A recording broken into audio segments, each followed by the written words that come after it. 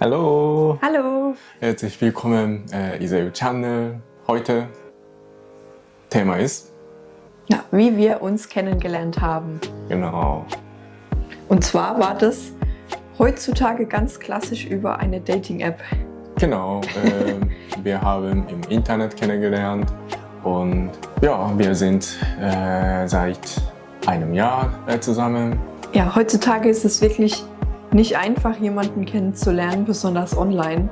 Aber wir hatten, finde ich, wirklich Glück. Ja, genau, ich war auch im Internet, so Dating-Application und es war, fand ich schwierig, weil man so easy jemanden löschen kann, wenn man nicht mag oder wenn, so ich weiß es sind, wenn Männer oder wenn Frauen ja, so Kleinigkeit scheiße finden. Ja. Aber trotzdem ja, hatten wir Glück. Ja, genau. Wir sind beide so, was Beziehungen angeht oder ja, egal ob romantische Beziehungen oder Arbeit oder Familie, Freunde, sind wir sehr ernste Menschen. Ja, genau. Ja. Deswegen, ja, ich freue mich wirklich, dass ich sie gefunden habe.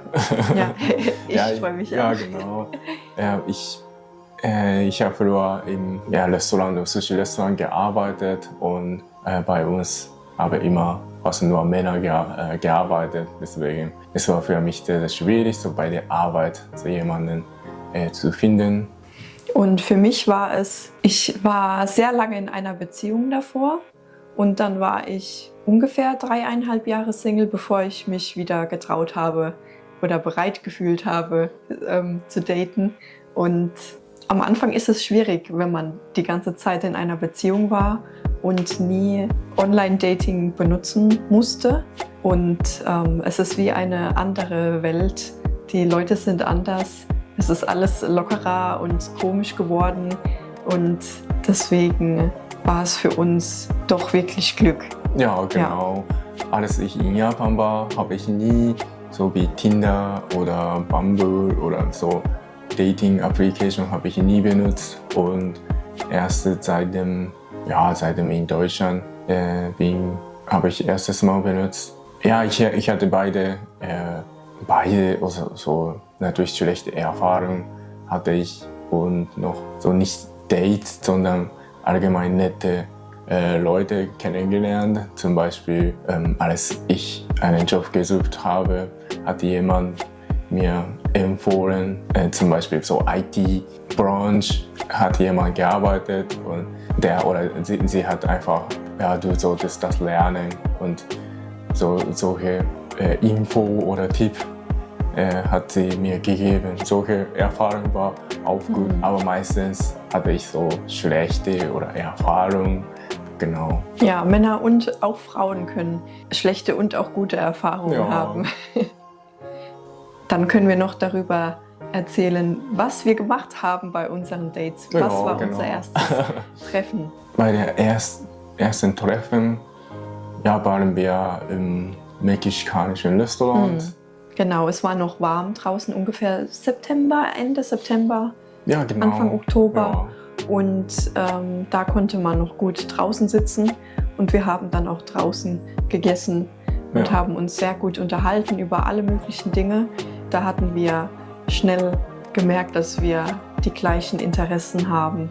Und ich fand an dem Tag wirklich gut, dass sie sehr nett ist und ja, ab und zu ist es sehr schwierig zu kommunizieren oder zu reden. Zum Beispiel, so Deutsch ist nicht meine Muttersprache und ich muss ab und zu oder immer noch muss ich denken und wenn ich so jemanden rede, so der zum Beispiel gar nicht redet oder ab und zu sehr denke ich, oh mein Gott, was soll ich reden oder welches Thema mag sie. Aber sowas habe ich früher ab und zu gedacht, aber bei ihr habe ich nie gedacht und haben wir viel geredet. Ja, deswegen. Ja, es hat echt Spaß gemacht. Genau, wirklich beim ersten Treffen war wirklich gut. Ja, Und dann haben wir auch direkt noch beim Treffen gesagt, beim ersten Treffen, dass wir uns dann wieder treffen. Ja, genau.